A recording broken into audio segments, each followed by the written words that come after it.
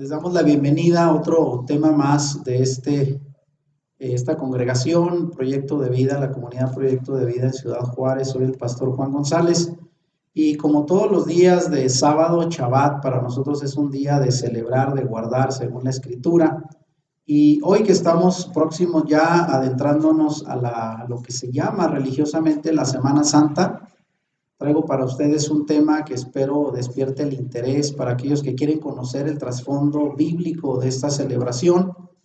Traigo para ustedes este tema y para las personas que van a ver este video en nuestro canal de YouTube, Volviendo a las Raíces de Nuestra Fe, les invitamos, como siempre, a ver este video hasta el final, esta enseñanza, compartirla y desde luego, pues, aquellos que no están suscritos en el canal que lo hagan.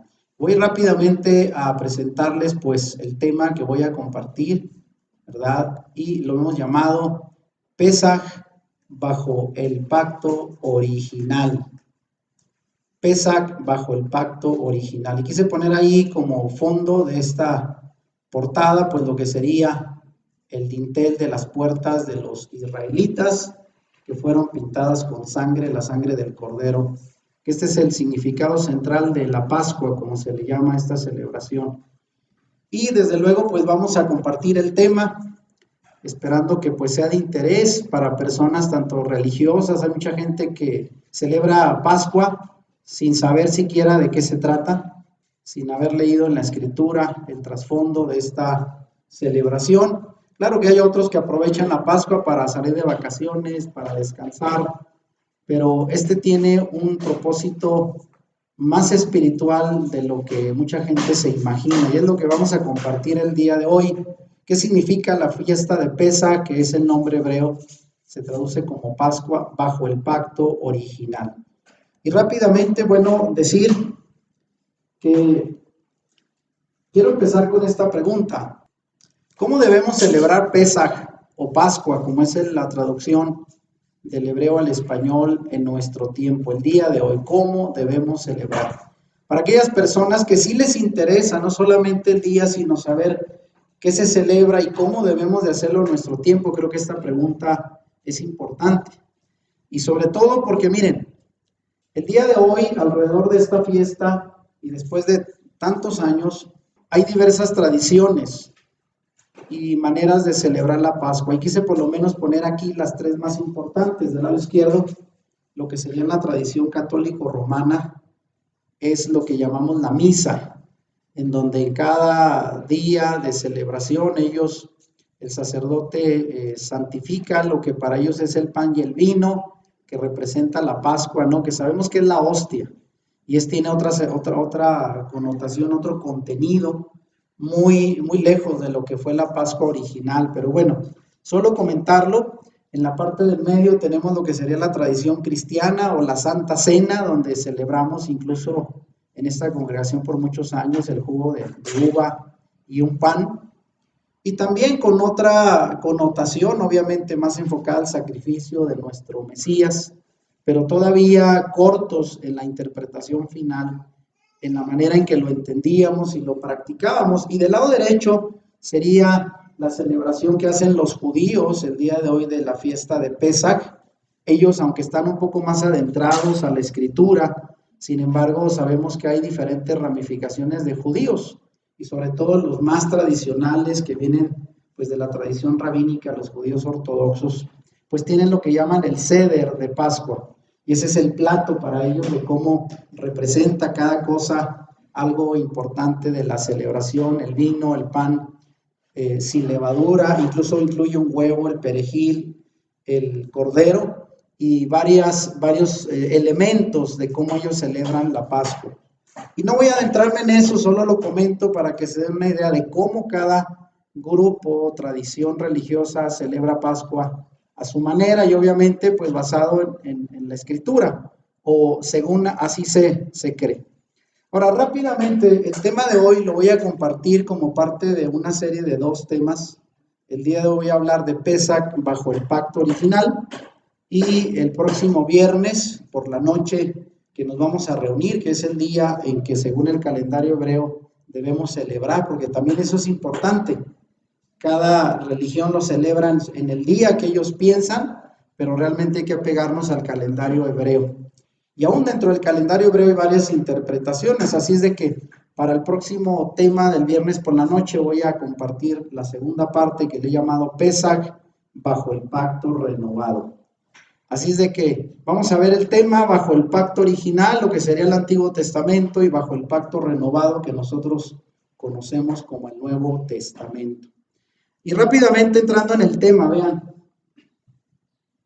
dado que los creyentes que hemos sido injertados en el pueblo de Israel, nos encontramos en la dispersión, porque sabemos que desde el momento en que el Señor así determinó que su pueblo se fragmentara en las dos casas, se recuerda la casa de Judá, la casa de Israel, y la casa de Israel se fue al exilio, y ahí viene la dispersión. Y según lo que entendemos por la Escritura, nosotros ahora somos parte de ese pueblo que ahora ha regresado a la fe sin ser judíos. Eso lo marcamos muy bien porque mucha gente dice, ustedes se creen israelitas, judíos, y realmente somos hebreos, como lo fue nuestro padre Abraham, porque hebreo significa aquel que pasó del otro, un cruzado. Él cruzó de un territorio a otro por obediencia y nosotros hemos cruzado de muerte a vida por la obediencia al aceptar la sangre de nuestro Mesías Yeshua. Amén. Sin embargo, vivimos en la dispersión, o sea, no vivimos en la tierra de Israel. Y en este sentido, ni el Tanaj, como se le llama al Antiguo Pacto o al Antiguo Testamento, ni el Brit Hadashah, como se le llama el Pacto Renovado, o mejor conocido como el Nuevo Testamento, abordan en detalle cómo celebrar Pesaj cuando estamos en la dispersión. Porque hay una forma de celebrar, los judíos lo celebraban cuando estaban en Jerusalén, cuando tenían su templo sobre todo. Pero ¿cómo celebrarlo ahora nosotros que somos el pueblo injertado al olivo natural que es el pueblo de Israel, teniendo como base el Antiguo y el Nuevo Testamento? Esa es la pregunta. ¿Qué pistas encontramos sobre cómo se debe celebrar Pesaj? Y todavía más se complican las cosas debido a las agregadas tradiciones rabínicas, porque sabemos que los judíos actuales, los judíos ortodoxos, vienen del grupo de los fariseos del tiempo de Yeshua, que eran la línea más radical, religiosa, tradicionalista de aquel tiempo. Y si nos vamos basado en cómo ellos la celebran, pues debemos decir que la mayoría de sus tradiciones respecto a las fiestas bíblicas no tienen una base en las Escrituras. Son tradiciones religiosas y eso lo aclaramos bien. Porque mucha gente, a los que estamos en raíces hebreas, nos identifican como judaizantes y decimos, no, nada que ver, ni somos judíos ni pretendemos serlo, porque los judíos más conocidos hoy, los ortodoxos, vienen de tradiciones no meramente bíblicas. Y eso hay que tenerlo muy en claro y también no lo promovemos. Ahora, para entender cómo celebrar Pesaj, que ya sabemos significa Pascua o la traducimos como Pascua, en la dispersión, o sea, fuera de Israel, primero debemos entender la historia bíblica de Pesaj. Entonces, y obviamente pues hay que ir a la Escritura para saber cómo fue originalmente la celebración de esta fiesta. No ir a ninguna tradición, porque si usted va con los católicos le van a decir que se celebra así. Si va a ir con un cristiano evangélico, y aún de los cristianos evangélicos en cada denominación se celebra diferente. Y si usted va con los judíos, desde luego, pues que le van a decir que es otra cosa, que nosotros estamos totalmente fuera de contexto. Pero no vamos a preguntarle la tradición, sino vamos a ir a la Escritura y desde luego a la historia original que está en el Antiguo Testamento, en el Tanaj.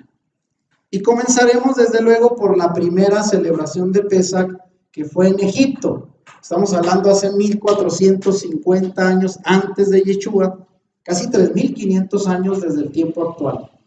Y luego ya veremos en el próximo tema cómo esto tiene relación con el sacrificio de Yeshua en el pacto renovado y cómo se celebró después de Yeshua. Y esto nos mostrará varios principios clave, los cuales podemos aplicar en nuestro tiempo. Porque queremos ver cómo se celebró en el Antiguo Testamento, luego en el Nuevo Testamento y finalmente qué principios podemos sacar para celebrar nosotros que somos creyentes en Yeshua y que no vivimos en Israel, pero aún así debemos de recordar esta celebración por el significado que tiene para nosotros y nuestra fe. Amén. Ahora vean, Pesach, de aquí vamos a partir en algunas ideas que probablemente algunos de ustedes ya saben, pero para gente que por primera vez conoce este tema debe de ser importante conocer lo básico. Pesach es una fiesta de un día que es seguida por otra celebración que son los 7 días de panes sin levadura. Si bien estas dos fiestas son celebraciones distintas, van juntas a la perfección, de hecho una detrás de otra. La fiesta de los panes sin levadura comienza justo cuando termina Pesach. El mismo día al atardecer empieza 7 días de celebración de panes sin levadura.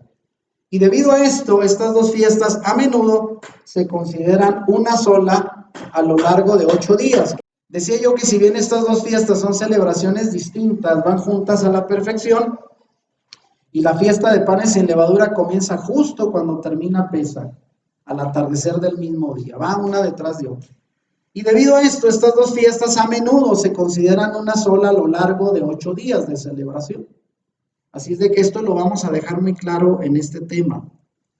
Ahora vean, la fiesta de Pesach y panes sin levadura hablan, y fíjense, aquí va el propósito central. Para nosotros, hebreos injertados, no judíos, somos herederos de la fe de Abraham, de nuestro padre Abraham, por la sangre y el pacto con Yeshua. La fiesta de Pesach y panes sin levadura hablan sobre la redención de Israel de la servidumbre y de la esclavitud. Ese fue el propósito original. Dado que actualmente estamos en cautiverio, y alguien dirá, pero ¿cómo en cautiverio? Sabemos que Egipto, en el Egipto espiritual, representa el mundo en que vivimos.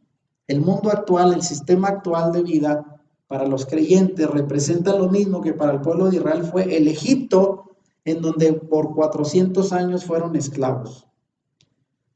Y aún necesitamos nosotros mantener estas fiestas, las cuales sirven hoy, como dice Pablo en Colosenses 2:17, como imágenes de sombras proféticas de cosas por venir. Para algunas personas creyentes en Jesucristo, dentro del cristianismo, prácticamente el Antiguo Testamento dejó de tener gran valor. Para muchos de ellos solamente después de el Mesías todo cobró sentido, pero hay una conexión perfecta. Y estas celebraciones que vienen desde el Antiguo Pacto, desde el Antiguo Testamento, Pablo mismo dice, son imágenes como una sombra que se va a ver proyectada, una sombra profética que va a apuntar a cosas por venir a partir de nuestro Mesías y todavía aquellas que faltan. Sabemos que de las 7 fiestas bíblicas, las primeras 3 que se celebran en primavera, en esta época en que estamos iniciando, precisamente apuntan a la primera venida de nuestro Mesías. Y las últimas 3, bueno, la cuarta sabemos que es Shavuot, también fue en el tiempo de nuestro Señor Yeshua con la venida del Espíritu Santo.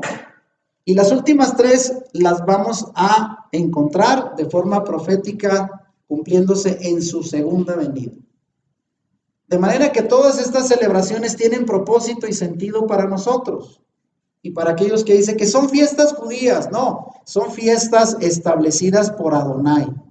Él las estableció y son una cita con su pueblo. A todos aquellos que somos pueblos de Adonai, del Señor, nos interesa, aunque no seamos judíos de sangre.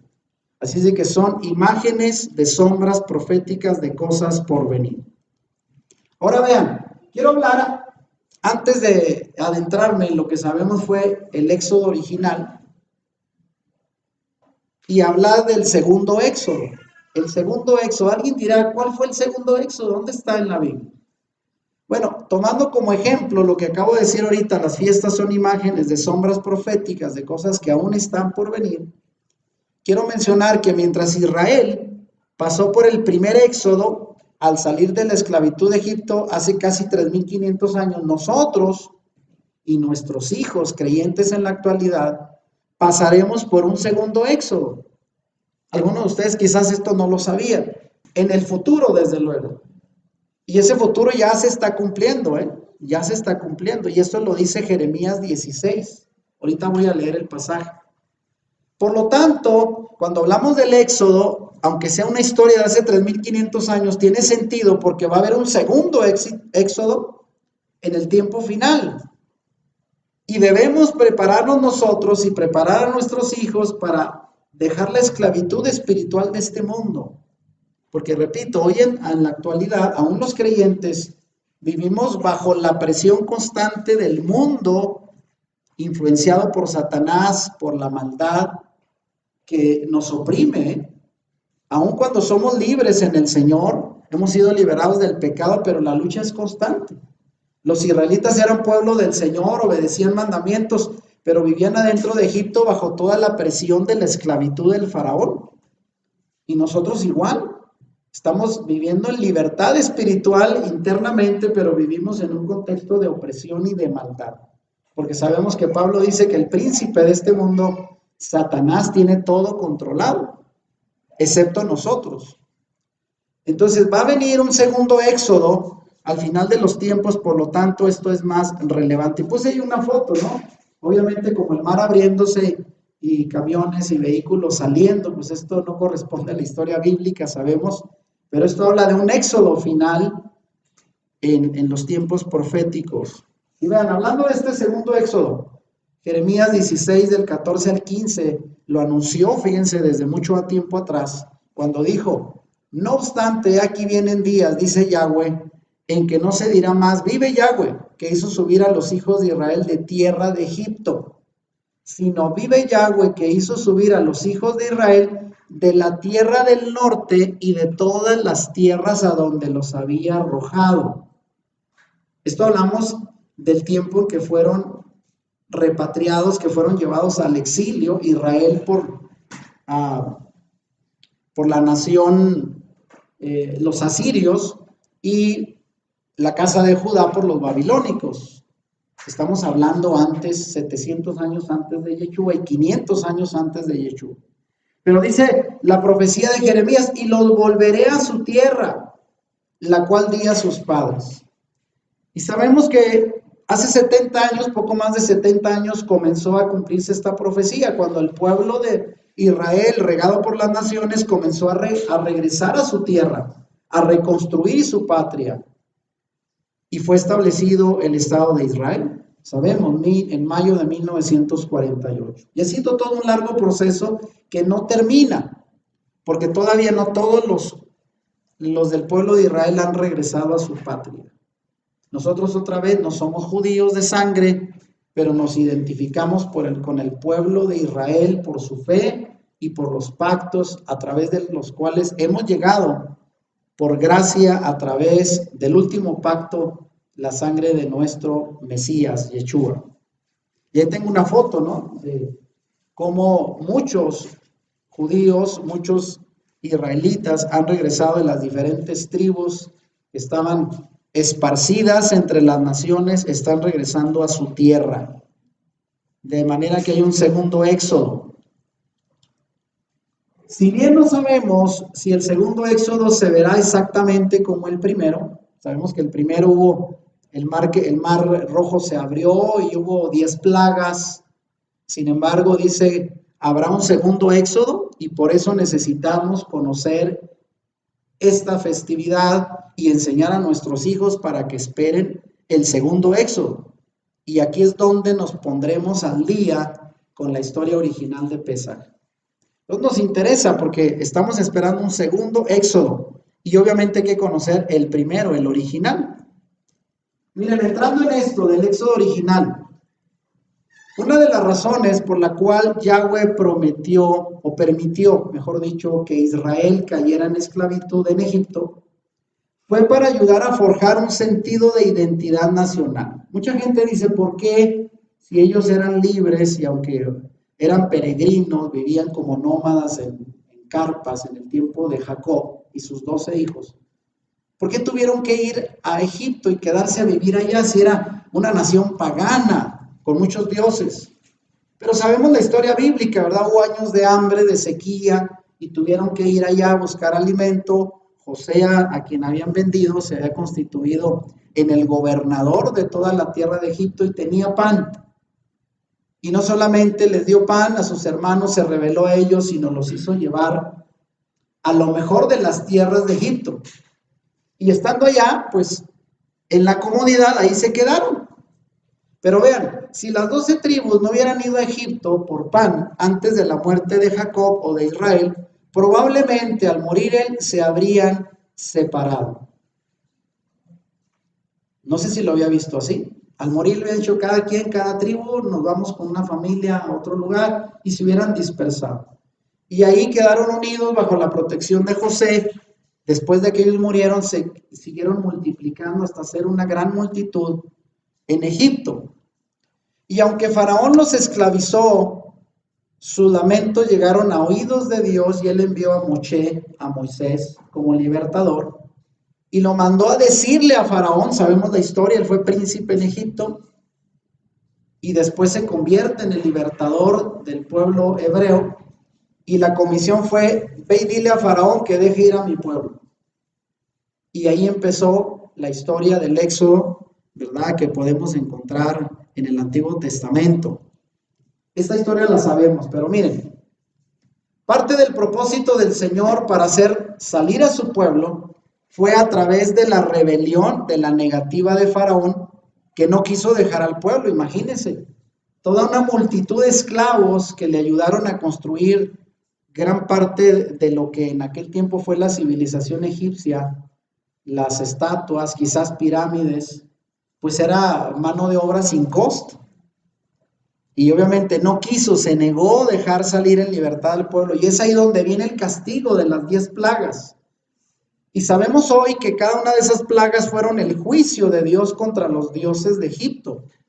Y Éxodo 12:12 dice, ejecutaré juicio contra todos los dioses de Egipto, porque yo soy el Señor. Les voy a demostrar quién es el verdadero Dios.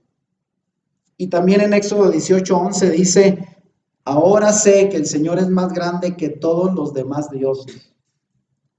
Es el único, de hecho. Sabemos que Egipto adoraba muchos dioses. Y vean, ahí la imagen que me encontré por ahí, viene alguno de los nombres de los dioses. De arriba a la izquierda voy a empezar con el dios Canum, dios del río Nilo. Y el río Nilo, acuérdense que fue convertido en sangre, según Éxodo 7:19. Por ahí ya se ha estudiado, la ciencia actual ha dicho cómo fue que todas estas plagas llegaron de forma milagrosa. Y por ahí alguien relaciona, probablemente que en la misma época fue la erupción del volcán en Italia, el volcán, no recuerdo ahorita el nombre. De algunos dicen que ese volcán, que fue una erupción catastrófica, pudo ser causante, la lógica de muchas de estas plagas. Como sea que haya sido, la Biblia dice que ocurrieron estas plagas. Entonces el primer dios, Canum, dios del río Nilo, pues fue humillado porque el Señor convirtió ese río Nilo que ellos adoraban como un dios y lo convirtió en sangre. La otra plaga, el dios Jequet, es un dios con forma de rana o su rostro de rana, con las plagas de las ranas, Éxodo 8:5, ¿se acuerdan?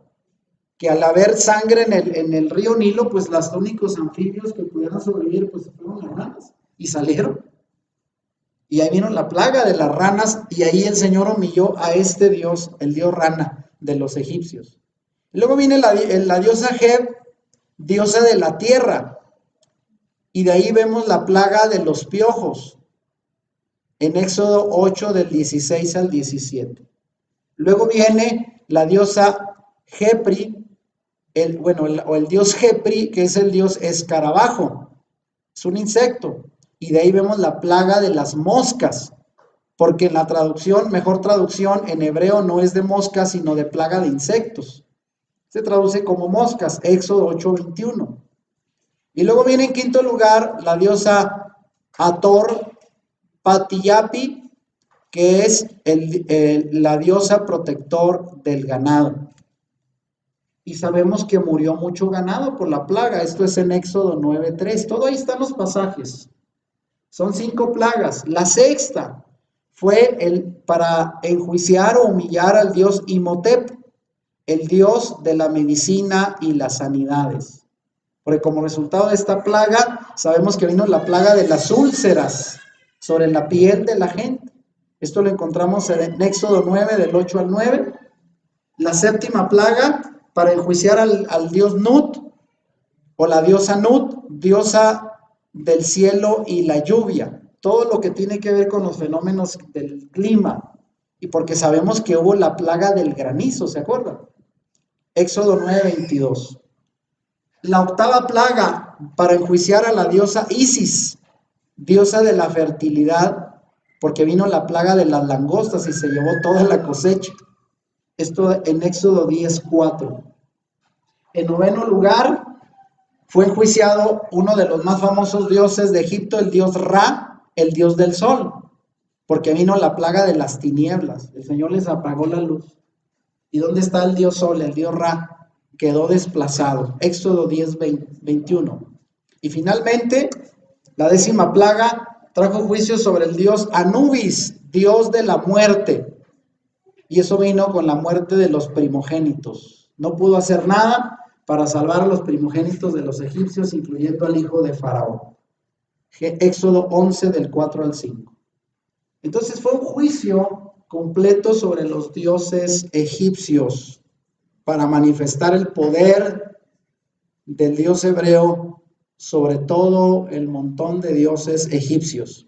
En otras palabras, en el primer round los tiró, los derrotó. Y es ahí donde viene, pues, lo que ya sabemos, la última plaga, la décima plaga. Éxodo 11, 11 dice, y Yahweh le dijo a Moisés, traeré una plaga más sobre Faraón y sobre Egipto. Después de eso, él los dejará ir de aquí, y cuando los deje ir, ciertamente los expulsará. Y esa frase es como que, rapidito, se me van de aquí. Al principio no quería, y finalmente con la muerte de los primogénitos, que incluyó a su propio hijo, el hijo de Faraón, él dio la orden de expulsar a los israelitas. Y la palabra aquí, que se traduce como expulsar, es la palabra garesh, que significa una forma de correr a alguien así con premura, ¿verdad? Como cuando se pelean los matrimonios y algunos de ellos se acostumbran, te me vas ahorita mismo. Así fue, expulsados, como un evento rápido, porque ya Faraón, ya ni todos los egipcios ya no los querían, por todas estas plagas que cayeron encima de los egipcios. Y ahí vemos la foto de Faraón llorando por la muerte de su hijo. Se me van, los expulsó, y ya el Señor lo había anunciado a Moisés. Ahora, al salir de Egipto sabemos que no se fueron con las manos vacías. Oiga, 400 años de esclavitud, servir sin pago. El Señor dijo, ahora es tiempo de cobrar. Y dice la Escritura que Yahweh ordena que los hijos de Israel pidan a los egipcios objetos de plata y oro. Éxodo 11, del 2 al 3 dice, habla ahora a los oídos del pueblo y que cada uno pida a su vecino y cada mujer a su vecina objetos de plata y objetos de oro. Y Yahweh dio favor al pueblo en los ojos de los egipcios, y Moisés era un hombre muy grande en la tierra de Egipto a los ojos de los siervos de Faraón y en los ojos del pueblo. Entonces, se llevaron un gran botín de artículos de oro, de plata, como pago, como recompensa, al menos por los años de esclavitud. Salieron con dinero, pues, salieron con objetos valiosos de ahí. Ahora, entrando ya en lo que es la fiesta de Pesaj, y aquí vamos a hablar rápido del año hebreo, porque Éxodo 12, del 1 al 2, donde voy a empezar a hablar sobre el relato de cómo se llevó a cabo la Pascua o Pesaj, la celebración original. Dice así, mientras los israelitas todavía estaban en la tierra de Egipto, el Señor dio las siguientes instrucciones a Moisés y a Aarón. A partir de ahora, este mes será el primer mes del año para ustedes.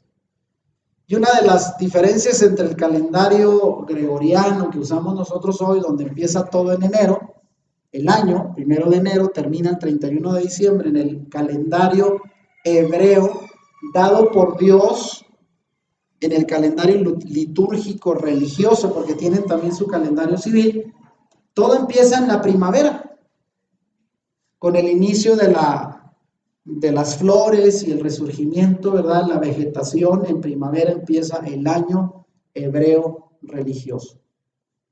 Y así lo estableció el Señor, no fue una decisión de ellos. Dijo, a partir de ahora, este será el primer mes del año para ustedes. Y sabemos que Abib, que en hebreo, ahí está, significa espiga de maíz, relacionado con la cosecha de cebada que en aquellas tierras se daba para esta época, fue el nombre que recibió el primer mes del año hebreo en los tiempos antes del exilio y que más o menos es comparado en nuestro calendario actual entre marzo y abril, cae entre marzo y abril. De hecho, acaba de pasar esta semana pasada, en los primeros de abril, creo que es el día 2 de abril, según vi por ahí en una enseñanza de Michael Rood, el 2 de abril empezó el año hebreo religioso, para que vean, al inicio de la primavera. Precisamente cuando se cosechaban la cebada, era cuando iniciaba el año religioso hebreo. Ahora, ¿qué pasaba en esta celebración? Vamos a ir viendo, Éxodo 11, del 3 al 4, dice, habla toda la congregación de Israel diciendo, el 10 de este mes, el mes de Abib, tome cada uno un cordero por su familia paterna, un cordero por casa. Y si la familia es demasiado pequeña para un cordero, entonces él y su vecino de al lado, a su casa, tomarán uno según el número de las personas, de acuerdo con las necesidades de cada hombre, harán la cuenta del cordero. Si era una familia numerosa con un cordero, si era pequeña, 2 familias para un cordero, y era oportunidad de invitar al vecino, ¿eh? Qué importante esto, ¿no?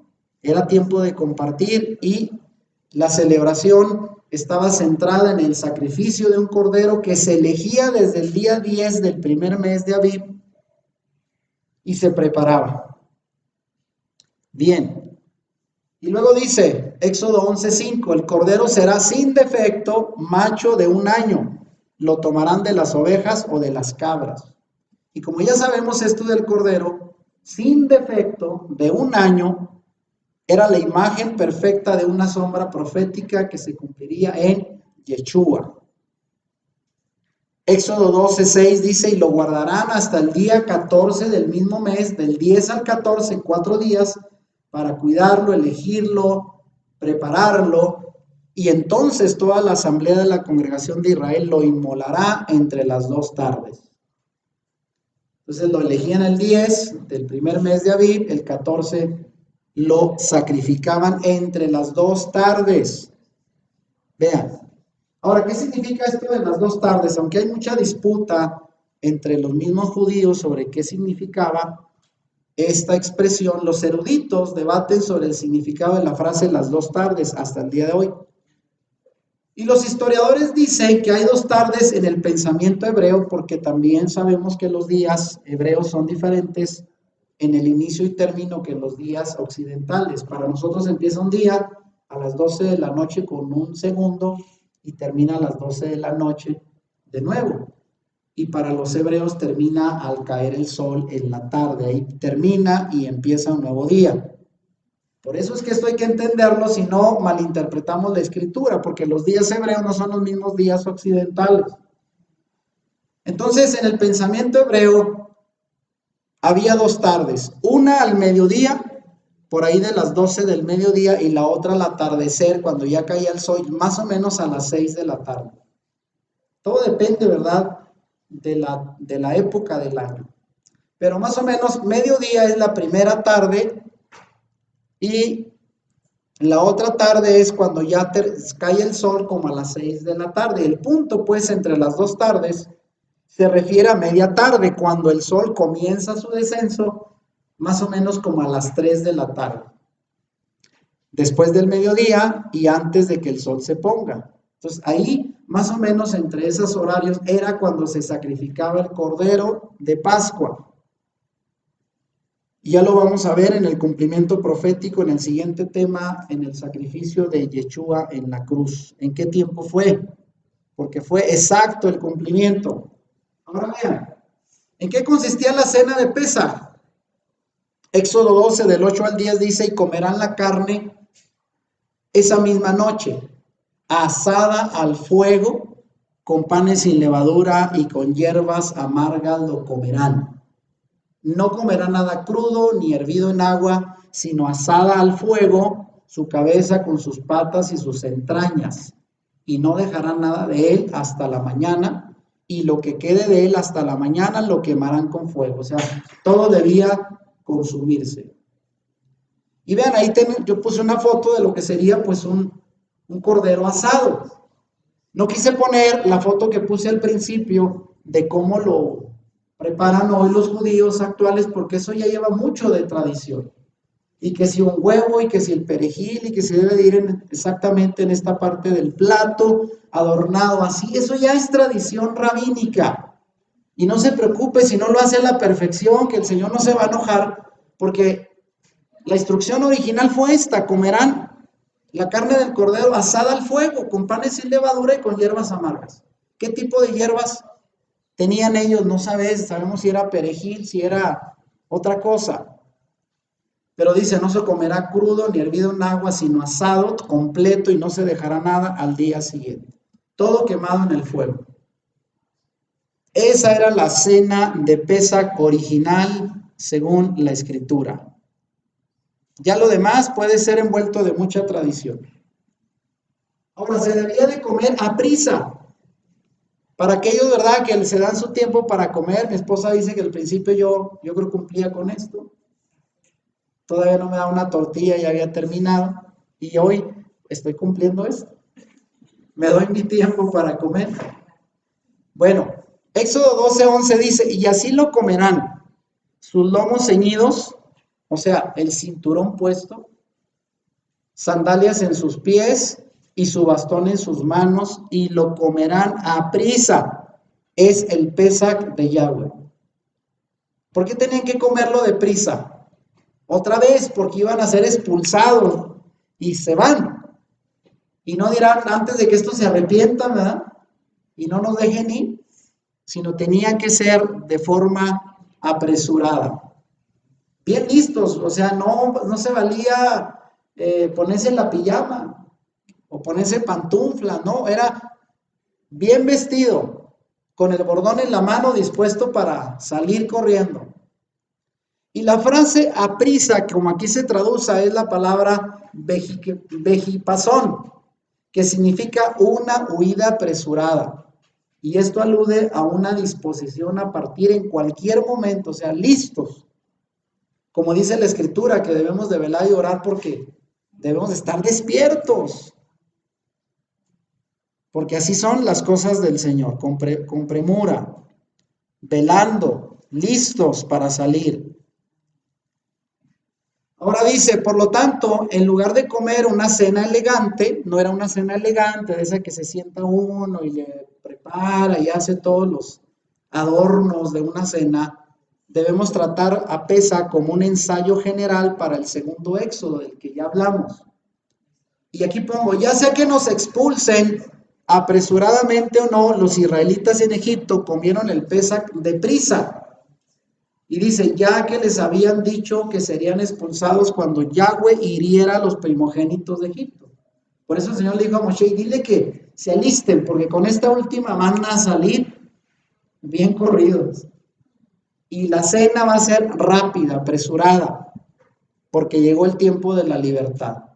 Y esto mismo va a ocurrir en el segundo éxodo, ¿eh? No sabemos, pero sabemos que va a haber persecución a los que guarden la Torá y guarden los mandamientos. Al final de los tiempos, la persecución del antimesías va a ser en contra de aquellos que guardan la Torá. Y no sabemos bajo qué condiciones, pero probablemente igual vamos a tener que salir con lo que tengamos puesto y vámonos. Porque así fue establecido al inicio. Ahora, el tema de la sangre, vean. Éxodo 12:13 dice, y la sangre les será por señal para ustedes en las casas donde estén. Y cuando vean la sangre pasará sobre ustedes, el ángel de la muerte se refería, y la plaga no vendrá sobre ustedes para destruirlos cuando golpee la tierra de Egipto. Porque el Señor hizo distinción, ¿eh? Algunas de las plagas, alguien dice que pues al caer sobre el río Nilo afectó a todo mundo, pero hubo plagas que fueron exclusivas para los egipcios. donde vivía el pueblo de Israel no cayeron esas plagas. Por ejemplo, el granizo no mató a los hebreos, sino solo a los egipcios. O sea, las pedradas iban directo contra ellos. Pero vean, aquí tenemos la sangre. Va a ser la distinción entre dónde vive un hebreo, dónde vive un egipcio. La sangre era la señal sobre los dinteles de las puertas. Y ahí tenemos la imagen de cómo lo hicieron para protegerse. Y dice, la sangre en los postes de la puerta, vean, arriba y a los lados, los dinteles, los marcos, diríamos. ¿Qué forma representa? Arriba y en los lados tiene una forma de cruz. Y eso era ya una sombra de lo que iba a ser la cruz en el Calvario. Y era una de las señales de que las personas dentro de la casa, donde tuviera esa señal de sangre en las puertas, eran fieles a Yahweh. ¿Y qué significa ser fieles hoy? Porque hoy en día muchas iglesias, ser fiel es ir al culto y dar tu diezmo y eso eres fiel. No, desde la perspectiva bíblica, ser fiel es estar guardando mandamientos de Dios. Obediencia a los mandatos de la palabra. Si tú vas cada reunión de servicio a la iglesia y haces todos los rituales y cantas y estás en el coro y das dinero y todo lo que se supone en una congregación, eres fiel, pero no guardas mandamientos, eres un infiel. Y así describe la escritura a un infiel, aquel que no guarda la Torá, no guarda mandamientos. Así define la escritura ser fiel. Y dice, su obediencia es lo que les evitará la destrucción, fue lo que los hizo libres, la obediencia. Y esto también es una señal profética de cómo la sangre de Yeshua marcará los postes de nuestros corazones para ser obedientes y salvos de lo que vendrá al final de los tiempos de juicio sobre la tierra. Amén. Así es de que ahí está, todo coincide. La sangre protegió a aquellos que guardaban mandamientos. Ahora, una sola fiesta. Así como Pesach y la fiesta de los panes sin levadura son técnicamente dos fiestas separadas, Yahweh se refiere a ellas como si fueran una y la misma. Y aquí vemos Éxodo 12:14, dice, así que este día será para ustedes un memorial y lo guardarán como una fiesta para Yahweh por todas sus generaciones. Lo guardarán como una fiesta, otra vez, por ordenanza perpetua. Y ahí vemos una familia en la actualidad celebrando Pesach, más al estilo hebreo. Panes sin levadura, vino y el plato de la cena. Pero esto es algo que se iba a guardar según la ordenanza del Señor, ¿cuándo? Por generaciones, de forma perpetua. No era para celebrar solo cuando salieron del Éxodo. Y vamos a ver si el pueblo lo respetó, porque era una orden de seguir guardando. Muchos dicen, en la actualidad, ya eso no es para nosotros, fue solo para el pueblo judío en aquella época, pero está establecido. Es un memorial y será guardado por generaciones. Vean, y es aquí donde rápidamente voy a explicar la otra celebración que va unida a Pesach, y me refiero a panes sin levadura. Éxodo 12, del 15 al 16 dice, 7 días comerás panes sin levadura. El primer día sacarán levadura de sus casas, porque cualquiera que coma panes con levadura desde el primer día hasta el séptimo día, 7 días, esa persona será cortada de Israel. En el primer día habrá una reunión apartada y en el séptimo día habrá una reunión apartada. O sea, el primero y el séptimo eran días de guardar, de celebrar. Ningún tipo de trabajo se hará en ellos, excepto lo que cada uno ha de comer. Solo eso podrán preparar. Nomás comer. Era un día de guardar, el día primero y el día séptimo. Y esto es la fiesta de panes sin levadura. No debía haber levadura en las casas. Ahora dice, Éxodo 12 del 17 al 18, seguimos leyendo. Así observarán la fiesta de los panes sin levadura, porque en ese mismo día habré sacado vuestros ejércitos de la tierra de Egipto. Por lo tanto, observarás este día por todas tus generaciones en un estatuto perpetuo. En el primer mes a los 14 días del mes al atardecer. O sea, entre las 2 tardes se sacrificaba el cordero de Pascua y al caer la tarde empezaba el primero de 7 días de panes sin levadura, inmediato. El mismo día 14 al caer la tarde. Y se celebraría, dice, hasta el día 21 del mes por la tarde. 7 días, del 14 al 21, era panes sin levadura. Ya tenemos un ejemplo de lo que es pan sin levadura.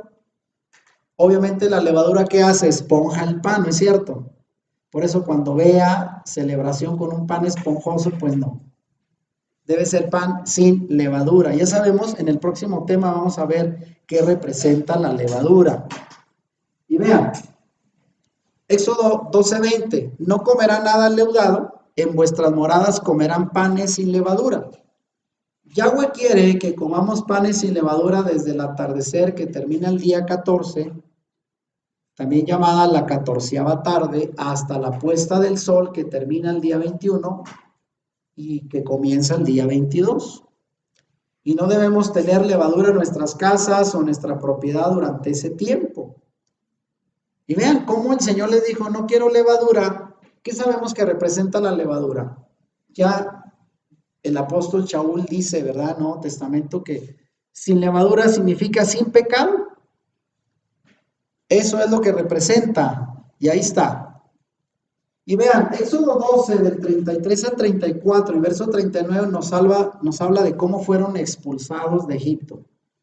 Y los egipcios apresuraban al pueblo, fíjense, qué prisa tenían, ¿no?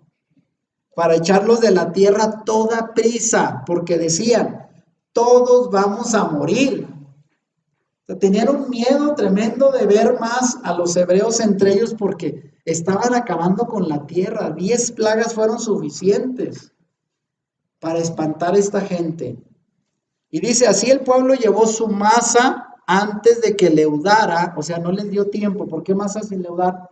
Porque tarda en leudar la masa. Y así se la llevaron, con sus artesas de amasar envueltas en sus ropas sobre sus hombros. Miren, salieron agarrando la masa como pudieron y vámonos. Y hornearon tortas sin levadura de la masa que habían sacado de Egipto, pues no había leudado, porque fueron expulsados de Egipto y no podían retrasarse ni siquiera para preparar comida para sí mismos. Por eso alguien dice, ¿por qué sin levadura? Por la prisa.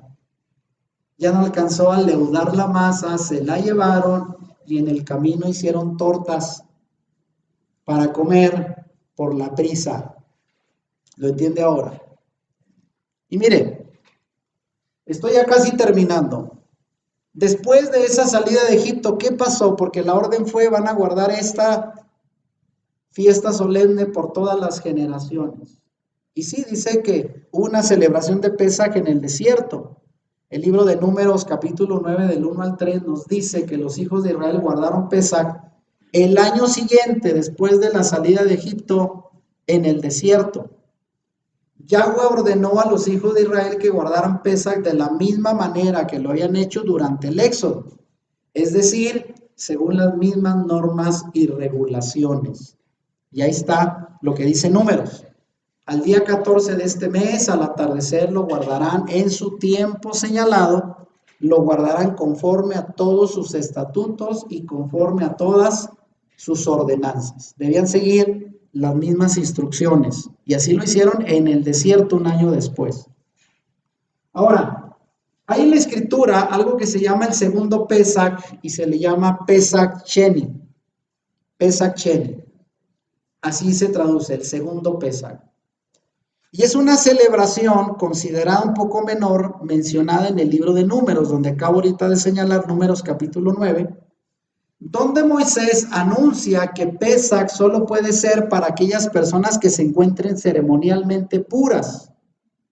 Y sabemos que ya Levítico nos habla de las leyes de pureza, los rituales, donde el pueblo se purificaba. Si una mujer estaba menstruando, quedaba impura. Si acababa de tener su parto, quedaba impura. Si un hombre tenía un derrame de semen, quedaba impuro. Si una persona estaba muy cerca de un muerto, de repente platicando, y ahí se moría, quedaba impuro. Y por todas esas regulaciones, las leyes ceremoniales de pureza, algunos no podían participar de Pascua.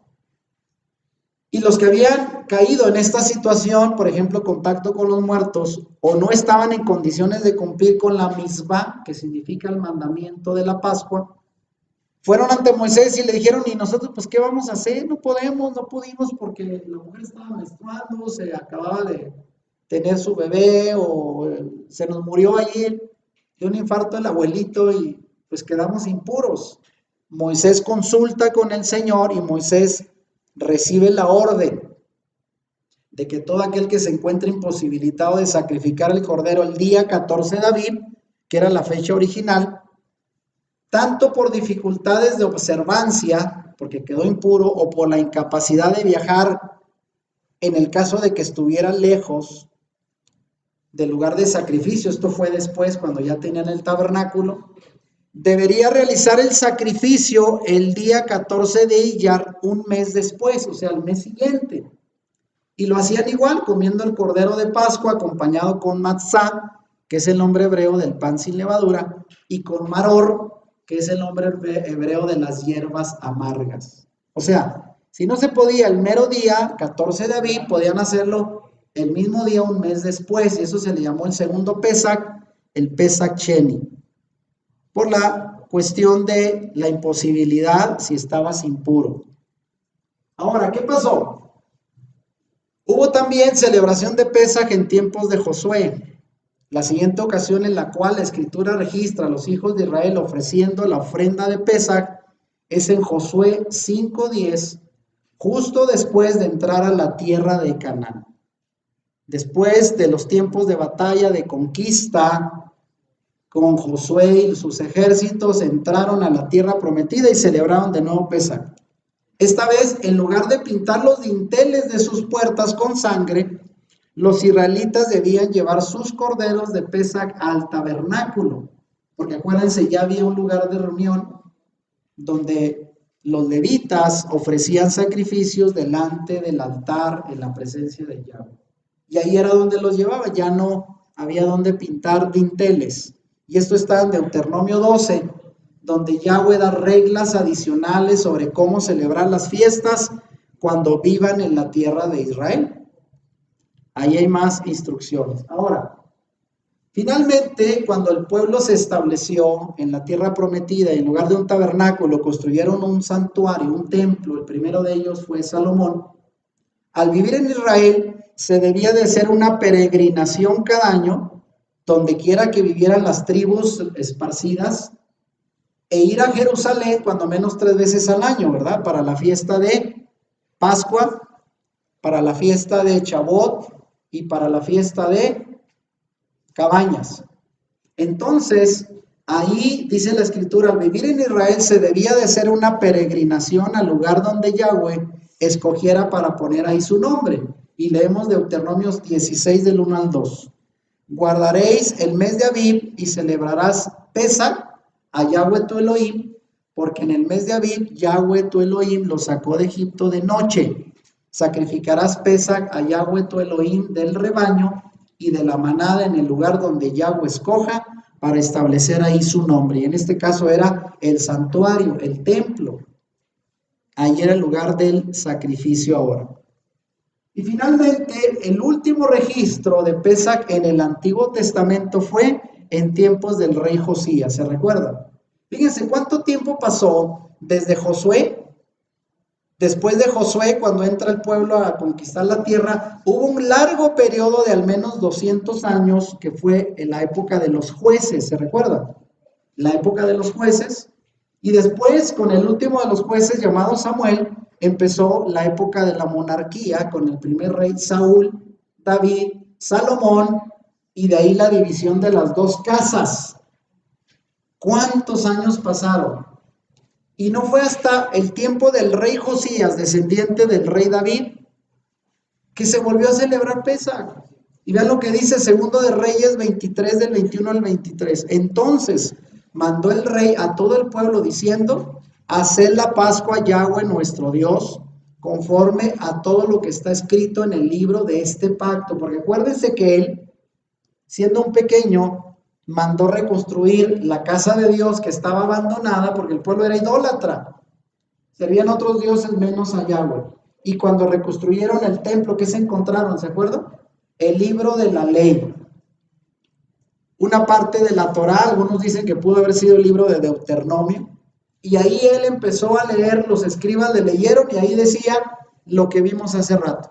Estaba establecido que esa fiesta debería haberse celebrado por generaciones cada año. Y Josué dijo, chispas, nunca lo hemos hecho. Josías. Y fue ahí donde dice que conforme al libro de este pacto debería de hacerse. No había sido, fíjense, hecha tal Pascua desde los tiempos en que los jueces gobernaban a Israel, ni en todos los tiempos de los reyes de Israel y de los reyes de Judá. Quiere decir que ni Saúl, ni David, ni Moisés, ni Salomón celebraron la Pascua. ¿Qué les pasó? A los 18 años del rey Josías fue hecha aquella Pascua a Yahweh en Jerusalén. ¿Cuánto tiempo dejaron abandonada una fiesta solemne? Ahora, concluimos con esto, vean, las fiestas durante la construcción del segundo templo, en la época de Yeshua, de lo cual voy a dar seguimiento luego, solo para decir, los judíos en tiempos del segundo templo, el primero fue el que construyó Salomón, el segundo lo construyó Herodes, antes de Yeshua. Solo tenían que ir a las fiestas cuando vivían en la tierra de Israel. Fuera de la tierra de Israel podían subir a las fiestas cuando pudieran hacerlo. Por ejemplo, Saulo o Pablo no subió al templo durante los 14 años que vivió fuera de la tierra, tal vez porque estaba demasiado lejos. Eso dice Gálatas 2:1. Él dice, Pablo, luego después de 14 años subí de nuevo a Jerusalén con Bernabé, llevando también a Tito. O sea, debían de subir, pero no siempre podían, por lo lejano. Y concluimos con esto, vean, el significado de Pesaj para nosotros hoy. Todo lo que hemos visto hasta hoy en la historia del Antiguo Testamento, el pacto original, el principio que hemos visto hasta ahora es que el Pesaj de Yahweh es una preparación para salir de Egipto, ya sea de forma física, como lo hicieron los hebreos hace 3.500 años, o de manera espiritual para nosotros también ahora. A fin de prepararse para salir de Egipto, necesitamos también estar vestidos para la guerra como ellos, tener nuestro cinturón en la cintura, nuestros zapatos en los pies, nuestro bastón en la mano, listos para comenzar el viaje y para proteger a nuestras familias, pase lo que pase. ¿Sí lo entendemos? Y también debemos celebrar Pesaj con premura, como si estuviéramos preparados para huir en cualquier momento. Así es de que aquellos que somos lentos para comer, tenemos que ir afilando el diente, porque esto se come rápido, porque la esencia de la celebración de la primera sigue siendo la misma hoy. El anuncio es estar preparados para el momento de la salida. Amén. Vean, este sigue siendo el mensaje de Pesaj para nosotros los creyentes hoy. Salir de la esclavitud de Egipto, del mundo, del pecado, ahora de forma espiritual, y para ello debemos de estar alertas, velando, como dice la Escritura. Y finalmente, celebrar Pesaj bajo el pacto renovado. Aquí voy a llegar para enlazar con el tema siguiente. Bajo el pacto renovado, el Brit Hadashah o Nuevo Testamento, como se le traduce, Yeshua guió a sus discípulos a participar de la última cena, la tarde anterior de Pesaj. No fue el día de Pesaj, fue un día antes. Eso hay que dejarlo claro, lo voy a explicar con detalle. Ahora las preguntas ¿sería esta celebración de la cena de Yeshua con sus discípulos una comida rabínica con el ceder de Pesaj como lo hacían los rabinos, los fariseos de su época? Porque esa es la pregunta, ¿sería la cena de Pesaj lo que celebró Yeshua con sus discípulos? Otra pregunta, ¿altera esta cena de Yeshua con los discípulos los mandamientos de la Torá o los cumple? ¿Se debe celebrar Pesaj después del sacrificio de Yeshua con un cordero o ya no lo necesitamos? Bueno, pues todas estas preguntas las vamos a dejar pendientes para el otro tema para que puedan interesarse. Y aquí terminamos, este va a ser la portada de la segunda parte del tema Pesach bajo el pacto renovado. Y esto lo vamos a ver primeramente el Señor para este próximo viernes, 7:30 de la tarde, donde nos vamos a juntar para ver la segunda parte, Pesach bajo el pacto renovado, lo que dice el Nuevo Testamento, cómo lo celebró Yeshua y sus discípulos, y de ahí también partir para tener una idea clara de cómo debemos de hacerlo en la actualidad. ¿Cómo ven? Ahí terminamos. Ojalá y este tema es un repaso de toda una celebración con un propósito muy, pero muy importante para nosotros hoy, aún sin ser judíos, pero este tema sigue siendo relevante y debemos, fíjense bien, no solo repasarlo, celebrarlo y vean una cosa final. El Señor le dijo al pueblo de Israel originalmente, esto lo vas a hacer, te vas a sentar a cenar con tu familia y mientras estés cenando, tienes que decirle a tus hijos lo que representa esta cena. Es la liberación de la esclavitud después de 400 años. ¿Cómo creen ustedes que estaría el pueblo? Emocionado. El Señor les dijo, tengan sus maletas listas porque terminando esta cena, nos vamos. Y sus hijos deben de conocer el significado. 400 años de esclavitud, llega la liberación, por fin, después de mucho pedirla, y esto era para enseñarle a los hijos. Y yo quisiera que el viernes que viniéramos, aún aquellos de nuestros hijos que no vienen acá, los invitáramos, porque vamos a hacer una pequeña cena familiar. Y de eso se trata, hacerlo en familia, en intimidad, cerradas las puertas, ¿sí? Y sobre todo en intimidad con el Señor, instruyendo a los hijos sobre el significado de esta celebración. ¿Cuántos podríamos venir con todo y familia? Vamos a hacer el intento. Vamos a hacer una enseñanza, nos vamos a ir rápido y vamos a terminar con la cena para instruir y dar cumplimiento a la palabra. Amén. Una petición hecha al Señor para un pueblo que vivió en la esclavitud. La libertad era lo más preciado. Y el día de hoy quiero que sepan que la libertad sigue siendo un don preciado. Mucha gente dice, somos libres porque tenemos pues la libertad de hacer muchas cosas, pero el día de hoy seguimos siendo esclavizados por muchas cosas. El tiempo, el dinero, las circunstancias y sobre todo la influencia de maldad en que vivimos sigue siendo un factor que nos esclaviza, ¿sí? Sin pensar que el día de hoy, así como el pueblo de Israel vivió adorando, debían de adorar a un solo Dios, pero vivieron rodeados de ídolos. Igual en este tiempo el pueblo de Dios está rodeado de ídolos. Y el Señor quiere eliminar todo eso. Así es de que cuando llegan estas fiestas es un tiempo de guardar para salir de la rutina, de aquello que nos esclaviza, nos limita y enfocarnos solamente a adorarle a Él en familia.